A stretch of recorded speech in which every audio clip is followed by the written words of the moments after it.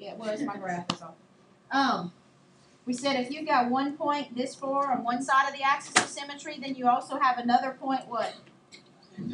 On the other side of the axis of symmetry. So somewhere up here. Wait, how do you have to know that? Top of it now.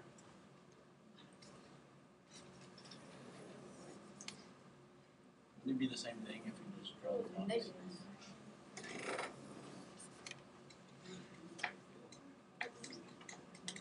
And so our parabola is getting more and more and more specific. Okay? On a regular graph, you wouldn't have to do that. Yeah. Yeah, because if all you know is, if all we knew were these three things, I could have done this. Yeah. Well, that's not the parabola, though. How do you even get a number 1? What? 1 unit. The LR is always found as the absolute value of 1 over A. A is located here. Since there was no number, it's understood to be 1. So the LR was the absolute value of 1 over 1. 1/2? No. You said something was 1/2 also. Okay, the LR is a line segment that's 1 unit long.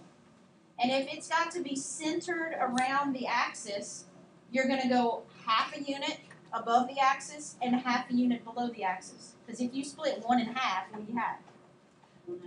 1 half and 1 half. Okay, so that's where the 1 half came from. Yeah, I thought it was negative. Like negative. What did you think was negative negative? 4, negative 10. How come it's in positive now? Like The LR is a No, the line X. segment. the vertex.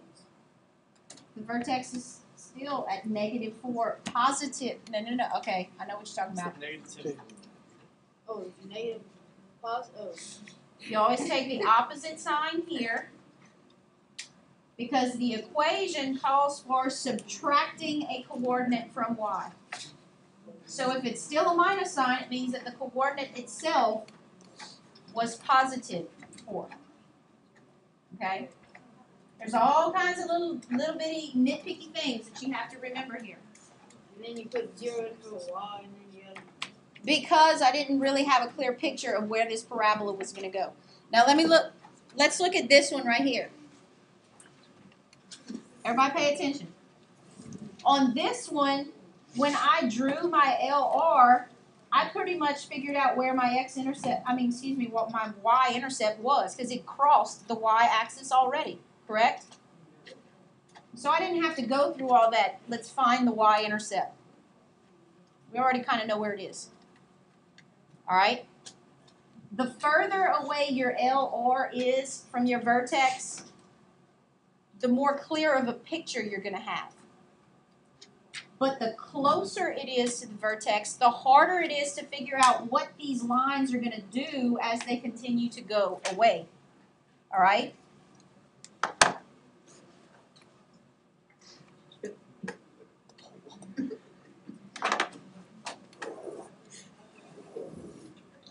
Let's go back to this. Let's say we have a vertex here. And we know that our parabola is opening to the left. All right? And let's say we know we have an LR that is this long. Okay? Is that 4? Now, if my LR is located this close to my graph, to my vertex, all right? I know what's happening right here, but there's a whole lot of space and area over here that I don't know what's going on. Is this going through and then getting wider as it goes, or is this just really wide at the mouth and it kind of narrows off? Okay? So when it's real close to the vertex, I need more information. So what's something else? If I'm looking for a parabola that's going this direction, what's something else I could find easily? The y-intercepts. I could find where exactly is it crossing this axis. And how would I do that? Make x 0. Make x 0. Okay? You would make x 0. And you would find your Isn't that y's. what we're trying to do? Like, the closer it gets, the wider it is? Isn't that what you're trying to develop? Yes, but it also at the mouth of it. But we want to figure out further away also. Now, if this is way over here, well, we have a pretty clear picture of how that graph is going as it gets further and further away from the vertex. We don't need to worry about finding the y-intercepts because we're going to cross the y-axis to get to these points anyway.